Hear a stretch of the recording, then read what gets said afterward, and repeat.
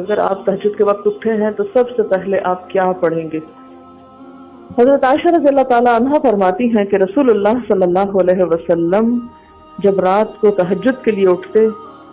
تو یہ پڑھتے 10 بار اللہ اکبر، 10 بار الحمدللہ،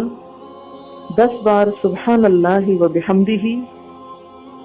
10 بار سبحان الملک القدوس،